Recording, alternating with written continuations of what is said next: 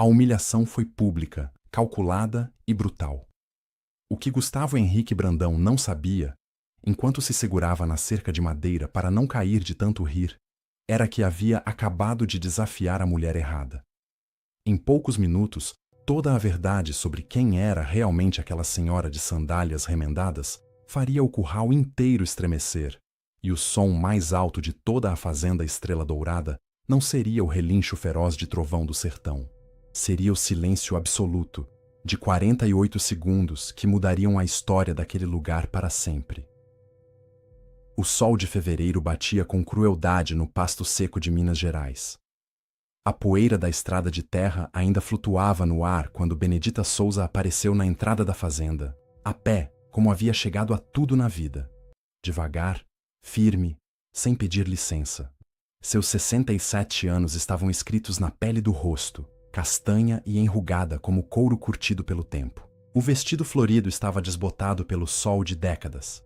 As flores que um dia foram vermelhas agora eram quase cor de osso. As sandálias, solado remendado com cola de sapateiro, tira da direita amarrada com uma tira de couro improvisada, faziam um ruído baixo e ritmado na terra seca a cada passo.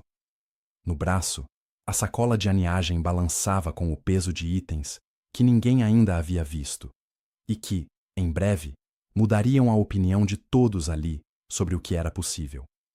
Ninguém correu para abrir o portão. 3 peões que consertavam a cerca do lado de fora mal levantaram os olhos.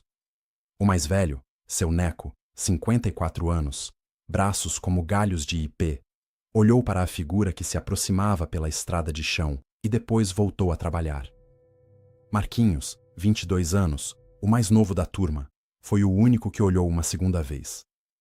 Havia algo naquela mulher que o deixou em suspenso por um momento, sem conseguir nomear o quê. Ela caminhou diretamente em direção ao curral principal, sem perguntar a ninguém onde ficava, como se conhecesse o lugar, como se o lugar soubesse que ela vinha. Trovão do Sertão ouviu os passos antes de qualquer um. O garanhão negro, 1,72 metros de cernelha, 620 quilos de musculatura que parecia esculpida por um escultor com raiva no coração, estava do outro lado do curral, e sua cabeça enorme se virou na direção da estrada com as narinas abertas e frementes. Trovão havia derrubado 11 domadores profissionais em 8 meses. 3 deles tinham ido parar no hospital. 2 nunca mais voltaram a trabalhar com animais. Quando Benedita parou a 10 metros da cerca e ficou imóvel, apenas olhando o cavalo, Trovão bufou tão forte que a terra em volta das suas patas levantou em nuvem de poeira. Benedita não recuou 1 milímetro.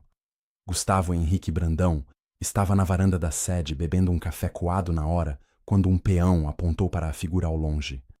Gustavo desceu os degraus com aquela passada larga e lenta de quem possui tudo o que pode ver. 34 anos, 1,82 m de altura. Sorriso de ortodontia perfeita que custara R$86 mil para ser construído dente por dente. A camisa xadrez bordada com o brasão da família Brandão no peito, 3 esporas douradas entrelaçadas num fundo azul royal, estava abotoada até o segundo botão de cima, como sempre, calculada para sugerir elegância sem parecer esforço. As botas de couro legítimo de avestruz, mandadas fazer em Franca com 200 reais de custo, nunca haviam pisado em lama de verdade. Não eram botas para trabalhar, eram botas para possuir. Era assim que Gustavo tratava quase tudo, como posse. Havia herdado dos pais seu Brandão não apenas a fazenda mais premiada em cavalos campeões do estado de Minas, mas também a certeza inabalável, perigosa como uma cerca eletrificada sem sinalização, de que entendia de tudo o que precisava entender. Investira R$2,8 milhões no garanhão Trovão do Sertão, importado do sul com pedigree europeu, musculatura de predador e temperamento de vendaval. Nas 8 semanas seguintes, havia contratado 6 domadores renomados, pagando até R$18 mil por tentativa. Todos saíram com algo partido. Ombro, costela, orgulho, confiança, alguma combinação dos 4. Gustavo havia filmado cada queda, cada rincão, cada grito e postado nas redes. 3,4 milhões de visualizações. Os comentários eram o tipo de combustível que alimentava gente como ele. Esse cavalo é impossível. Nem o diabo domaria esse bicho. Lenda. Trovão era, para Gustavo, o símbolo mais perfeito do poder indomável da família Brandão. Um animal que humilhava profissionais virava prova de que os Brandão possuíam algo que dinheiro comum não comprava. O que Gustavo não sabia, enquanto descia a varanda em direção à figura estranha na entrada, era que o dinheiro dele nunca havia comprado o que ele pensava que tinha comprado. "Posso ajudar a senhora em alguma coisa?" disse ele com o tom de quem não acredita que possa estar sendo incomodado por aquela visão. Benedita respondeu sem tirar os olhos do cavalo, a voz baixa e tranquila como água funda. "Vim ver Trovão." O silêncio durou 2 segundos exatos. Então Gustavo explodiu numa risada que veio do fundo do diafragma, longa, contagiante, do tipo calculado para ter plateia. 3 peões que estavam consertando a cerca pararam o que faziam. Marquinhos enfiou a mão no bolso e tirou o celular devagar. "Trovão jogou um campeão nacional de rodeio no chão na semana passada, dona," disse Gustavo, encorajado pela câmera ligada e pelos olhos de todos voltados para ele. "O que a senhora vai fazer? Oferecer um chá de ervas?" Os peões riram. Seu Neco, que raramente ria de nada, deu uma gargalhada curta. Gustavo sentiu o calor agradável de quem está no centro do mundo e decidiu ir mais fundo. "Vou fazer uma aposta ao vivo aqui para os meus seguidores," anunciou, levantando o celular de Marquinhos como se fosse um microfone de arena. "Se a senhora conseguir colocar um cabresto em Trovão, sem ele tentar morder sua mão, eu escrevo a escritura de 30 hectares do Pasto Norte no nome da senhora. 30 hectares. Vale R$ 980 mil. Ouviu?" Ergueu o celular para a câmera. "Testemunharam, pessoal?" Benedita, sem olhar para ele, sem um tremor na voz, sem 1 milímetro a mais de urgência do que tinha antes, disse apenas: "Pode ir buscando a caneta." O sorriso de Gustavo Henrique Brandão congelou pela primeira vez. Não desapareceu. O tipo de arrogância que ele carregava não desaparece com uma frase. Leva mais do que isso para partir. Mas a fratura apareceu, fina como um fio de cabelo numa porcelana cara. Ele trocou um olhar rápido com Marquinhos, esperando encontrar o espelho da própria diversão. Mas Marquinhos havia baixado o celular sem que ninguém pedisse, os olhos fixos na mulher de sandálias, que agora abria devagar a sacola de aniagem. O que Benedita tirou de dentro daquela sacola nenhum dos peões da fazenda Estrela Dourada havia visto igual. Primeiro, as cordas, trançadas à mão com uma técnica que parecia indígena. Os nós em posições que desafiavam o que se ensinava em qualquer curso convencional.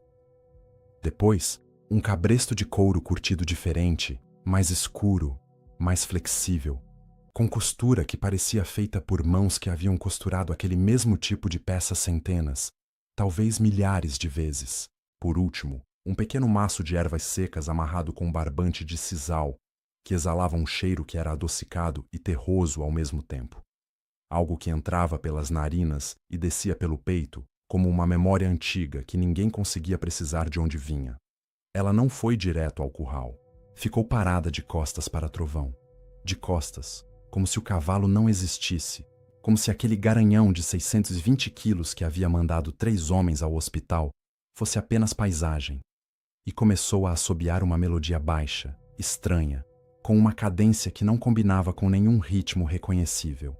Era lenta e sinuosa, como um riacho em seco que encontra água de repente. Trovão parou de bufar. O silêncio chegou de um jeito tão abrupto que pareceu físico, como se alguém tivesse apertado um botão. Os peões trocaram olhares. Marquinhos piscou 2 vezes, confuso.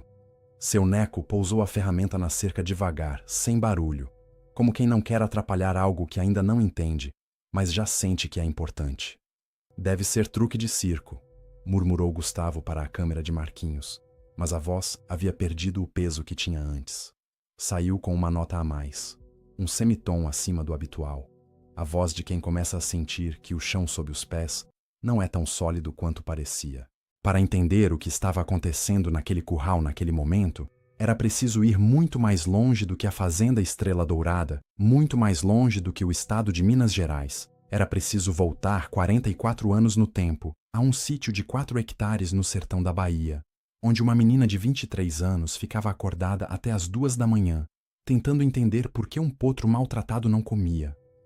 Benedita Souza havia nascido na terra e aprendido com a terra. Sua mãe, Dona Quitéria, curava gado com ervas que nenhum veterinário daquela região conhecia. Seu pai, seu Juvenal, domava cavalos com técnica que havia herdado de um velho índio pataxó que havia passado pela fazenda quando ele era criança e ficado o tempo de ensinar. Cavalo bravo não é bravo, dizia seu Juvenal, enquanto a pequena Benedita o observava sentada na cerca com os pés descalços balançando no ar. Cavalo bravo é cavalo que não foi escutado. Benedita havia crescido escutando animais antes de falar com eles. Havia aprendido que medo e raiva têm cheiros diferentes, que um cavalo que morde tem uma história que ninguém ainda ouviu, que confiança entre espécies não se conquista com força, se constrói com tempo, com presença, com o tipo de calma que não pode ser fingida. Aos 23 anos, domou o primeiro animal que havia deixado 3 homens hospitalizados no interior da Bahia. Aos 30, seu método começou a ser estudado por pesquisadores de comportamento animal da Universidade Federal da Bahia. Aos 38, foi a Brasília ensinar técnicos do Ministério da Agricultura. Aos 45, um professor da Universidade de Nagoya, no Japão, assistiu a um dos seus treinamentos. Ficou sem fala por 10 minutos e depois pediu permissão para filmar. Aos 51, uma universidade alemã incluiu o método Souza no currículo oficial do curso de medicina veterinária. Aos 61, se aposentou quietamente, voltou para a beira da estrada de terra onde havia nascido e disse ao mundo, sem comunicado, sem cerimônia, sem despedida formal, que havia terminado. Só saía de casa quando o caso era especial. De volta ao presente, Trovão havia dado 3 passos lentos em direção à cerca. A cabeça baixara um palmo. As narinas ainda estavam abertas, mas o frêmito havia mudado de qualidade. Não era mais o bufar de um animal preparado para o ataque. Era outra coisa, algo mais antigo. Foi exatamente nesse momento que uma caminhonete prata com o logotipo dourado da Associação Brasileira de Criadores de Cavalos de Elite entrou pela porteira da fazenda, levantando uma nuvem discreta de poeira. A caminhonete parou com a precisão de quem sabe exatamente onde está. Do banco do motorista, desceu um assessor jovem com tablet na mão. Do banco do passageiro, desceu devagar, apoiando-se na porta antes de soltar o peso sobre as próprias pernas, o Dr. Antenor Vasconcelos, 72 anos. Presidente da entidade há 22. O chapéu de couro que usava havia acompanhado mais campeonatos equestres brasileiros do que qualquer troféu nas paredes de qualquer fazenda do país. Dr. Antenor fez 3 passos em direção ao curral e parou como se tivesse batido num muro invisível. Seus olhos encontraram a figura de Benedita. Não piscaram. Arregalaram, não de surpresa, mas de reverência profunda e genuína, do tipo que vem de dentro do peito e não pede autorização para chegar ao rosto. Devagar, com um cuidado que tornava o gesto mais solene do que qualquer discurso, o Dr. Antenor tirou o chapéu. Benedita Souza, disse ele em voz alta, pronunciando cada sílaba como quem carrega água numa caneca de barro para não derramar. Meu Deus do céu! Gustavo franziu a testa. O senhor a conhece? Doutor. Antenor virou para ele com uma expressão que misturava incredulidade, pena e algo que se aproximava de reprovação paterna. Conhecer, repetiu a palavra como se ela fosse pequena demais para o que precisava dizer. Rapaz, Benedita Souza formou mais domadores campeões neste país do que qualquer escola de equitação. 44 anos de trabalho. O método dela é estudado em universidades veterinárias no Japão, na Alemanha e nos Estados Unidos. Gustavo abriu a boca. Fechou. Ela se aposentou há 6 anos, continuou o Dr. Antenor, colocando o chapéu devagar de volta na cabeça. Só sai de casa quando o caso é especial. Ele olhou para Trovão, que nesse momento havia se aproximado mais ainda da cerca, a cabeça enorme e baixa, o pescoço relaxado como nunca havia estado desde que chegara à fazenda. Parece que Trovão é especial. O celular de Gustavo vibrou no bolso. Era seu pai. Gustavo reconheceu o número de São Paulo. Seu Brandão, 73 anos, fundador da fazenda, morando na capital para tratar do coração que havia começado a cobrar os anos de trabalho duro. Raro era o pai ligar no meio do dia. Mais raro ainda era a voz que Gustavo ouviu quando atendeu. Tensa, quase irreconhecível, com uma qualidade que Gustavo não lembrava de ter escutado antes. Filho. Pausa. Estou vendo sua live. Gustavo olhou para Marquinhos, que havia retomado a filmagem sem que ninguém pedisse. Você sabe quem é aquela mulher de sandália? A voz do pai ficou mais pesada. Benedita Souza foi quem me ensinou a criar cavalos quando eu tinha 23 anos e não tinha nada. Literalmente nada, Gustavo. Morava de favor. O primeiro garanhão que colocou o nome da nossa família num campeonato. Ela domou. De graça. Porque eu não tinha dinheiro nem para pagar o almoço dela. O silêncio na linha durou 3 segundos que pareceram 3 horas. Se você a humilhou na minha fazenda, disse seu Brandão. E a voz agora era serena de um jeito que era mais ameaçador do que qualquer grito.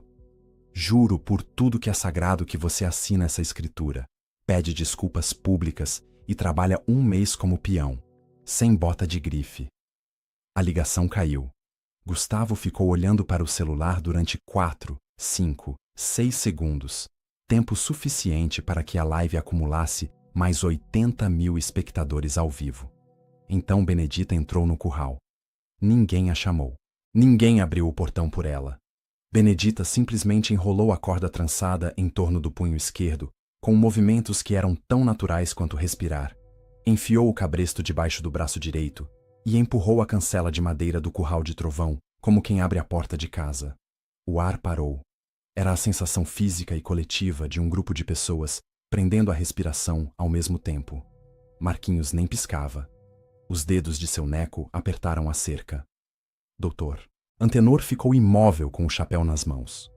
Gustavo sentiu o estômago virar com uma lentidão desorientante, como aquela sensação de começar a cair antes do corpo entender para onde está indo. Trovão ficou imóvel também. O garanhão negro, que havia mandado 11 profissionais para o chão, ficou parado no centro do curral, com a cabeça levantada, as orelhas viradas para a frente, os olhos, grandes, escuros, inteligentes de um jeito que só cavalos muito velhos ou muito feridos possuem, fixos na figura que entrava. Benedita não caminhou em direção a ele. Ficou parada perto da cancela. Assobiou mais 3 notas daquela melodia baixa e estranha. Depois, virou levemente de lado, tirando o foco dos olhos do animal, e começou a andar em círculo, não em direção ao cavalo, mas em volta do perímetro do curral, devagar, como quem passeia. O que ela está fazendo? Murmurou o assessor jovem do doutor, Antenor, sem conseguir se calar. Conversando, respondeu o velho, e não acrescentou mais nada.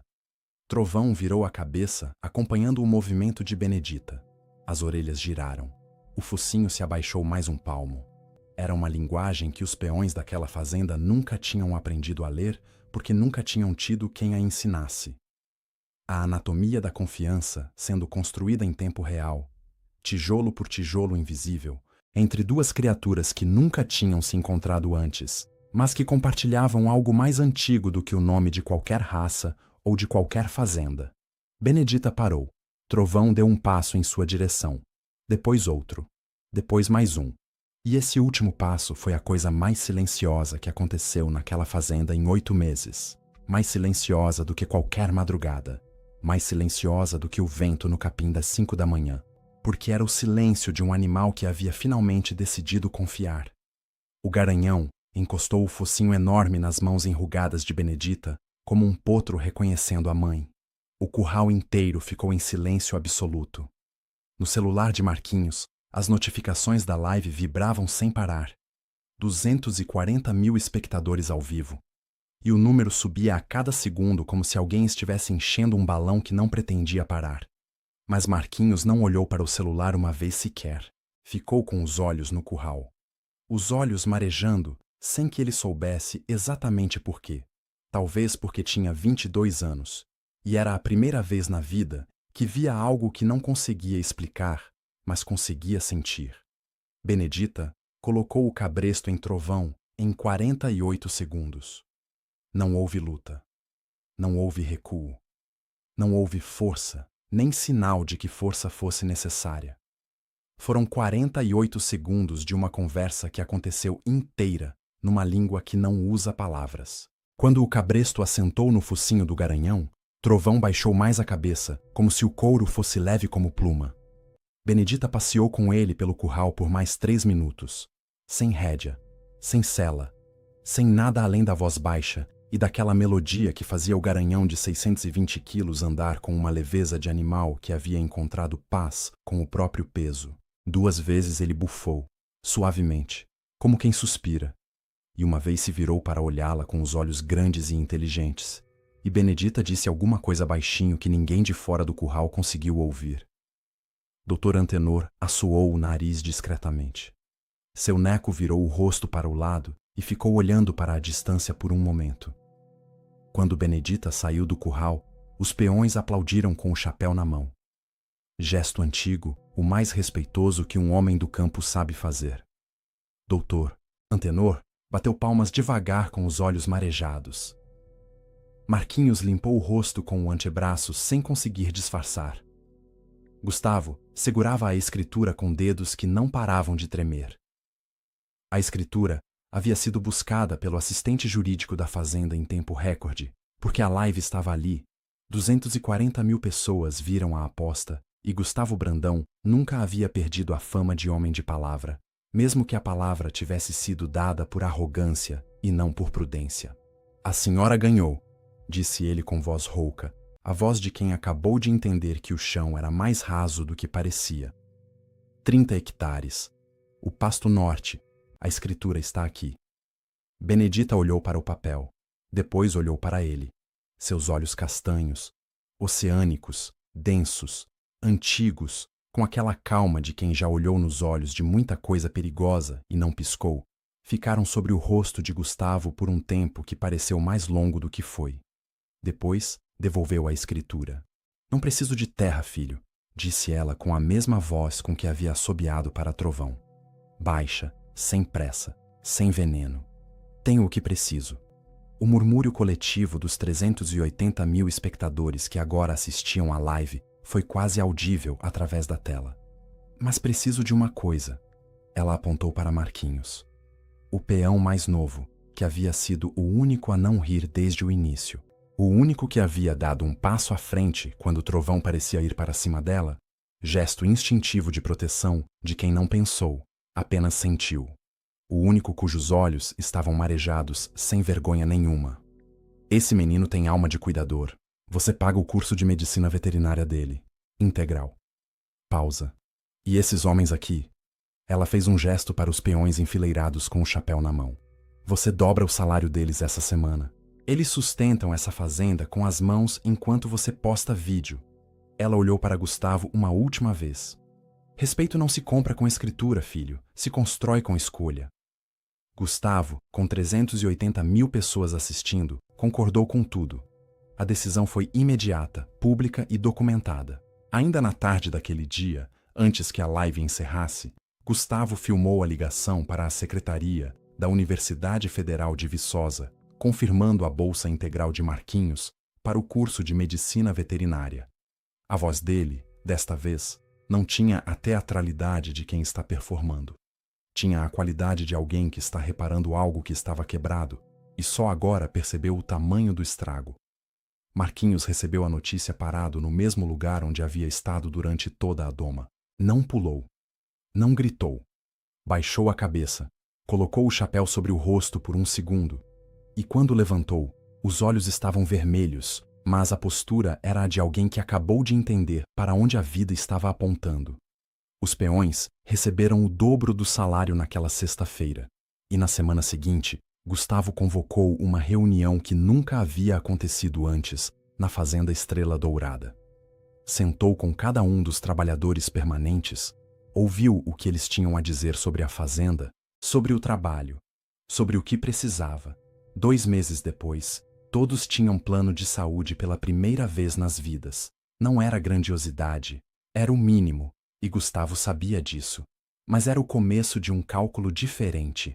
O vídeo da doma de Benedita, com 14 milhões de visualizações em 3 semanas, foi solicitado como material didático por 3 universidades: Viçosa, a Universidade Federal de Pelotas e o Instituto Federal de Ciências Agrárias de Minas Gerais.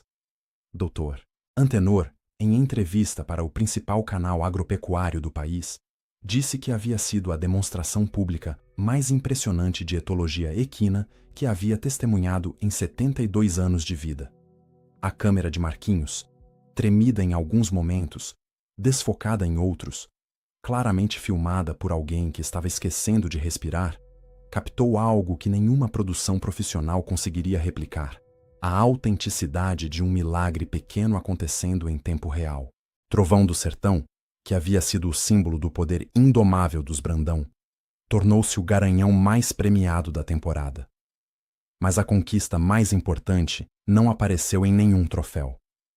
8 meses depois, Gustavo procurou Benedita pessoalmente. Sem câmera, sem assessor, sem seguidores. Chegou de jipe até a casa simples dela na beira da estrada. Uma construção de reboco claro com janelas de madeira pintada de azul, jardim de ervas do lado de fora, um cachorro velho deitado à sombra que latiu uma vez e foi dormir de novo. Gustavo ficou parado na porta com o chapéu, não a boné da fazenda, mas um chapéu de palha que havia encontrado num prego da varanda da sede e colocado sem pensar, como se o gesto tivesse vindo de algum lugar mais fundo do que a consciência. Benedita o viu da janela antes que ele batesse. Abriu a porta. "Por que a senhora não ficou com a terra?" perguntou ele. Benedita ficou em silêncio por um tempo. Não era o silêncio de quem está pensando na resposta. Era o silêncio de quem está decidindo quanto da resposta cabe no momento. "Porque seu pai me ligou preocupado com o filho que havia esquecido que respeito não se herda, se constrói." Gustavo fechou os olhos por um segundo. "Seu Brandão me ligou 2 semanas antes de você chegar à fazenda", continuou ela. "Viu uns vídeos dos domadores caindo. Ficou preocupado, não com o cavalo, com você. Disse que estava reconhecendo no filho o mesmo erro que ele mesmo havia cometido quando jovem: confundir o tamanho da fazenda com o tamanho do homem." Fez um gesto para ele entrar. "Agora vem tomar um café e me conta o que você aprendeu." Gustavo entrou. A casa cheirava a ervas e café passado na hora e madeira velha que havia guardado décadas de histórias dentro das fibras. Sentaram à mesa simples de pinho, com xícaras sem par e uma toalha bordada à mão que estava desbotando nas bordas. E pela primeira vez, em 34 anos de vida, Gustavo Henrique Brandão, herdeiro da maior fazenda de cavalos campeões do estado de Minas, bebeu o café mais lento que havia tomado na existência. Porque dessa vez era ele quem ouvia. Benedita falou sobre cavalos, sobre medo, sobre a diferença entre dominar e compreender. Falou sobre seu pai, sobre o velho Pataxó que havia ensinado a ele, sobre a cadeia invisível de sabedoria que passa de mão em mão quando as mãos são humildes o suficiente para receber. Falou sobre Marquinhos, que havia ido para a universidade com uma seriedade de quem sabe o peso exato do que está carregando, e sobre os peões, que agora trabalhavam com uma leveza que a terra sente quando quem a cultiva é tratado com dignidade. E enquanto ouvia, Gustavo foi entendendo, devagar, como se o entendimento também precisasse de tempo e calma para assentar no lugar certo. Verdadeira competência não está no tamanho da fazenda. Está nas mãos calejadas de quem a construiu. E verdadeiro respeito não está em 3,4 milhões de visualizações, nem em botas de 3.200 reais que nunca pisaram em lama de verdade. Está em saber calar quando é hora de ouvir. Está em reconhecer o que não sabe antes de rir do que não conhece. Está em entrar no curral com 44 anos de paciência costurada nas mãos e fazer em 48 segundos o que nenhuma quantidade de dinheiro havia conseguido comprar. Trovão bufou lá no curral, longe, manso. Benedita tomou o último gole de café. E o sol de fevereiro, aquele sol cruel de Minas que não pede desculpa pela força, entrou pela janela de madeira azul e aqueceu as 2 xícaras sem par, como se soubesse que estava no lugar certo. Verdadeira grandeza não precisa de plateia para existir. Ela existe antes, durante e depois, nas mãos que trabalham, na voz que não eleva o tom, nos olhos que não piscam quando o medo chega. Benedita Souza nunca precisou de 980 mil reais para saber quem era. Gustavo Brandão precisou de 48 segundos para começar a aprender.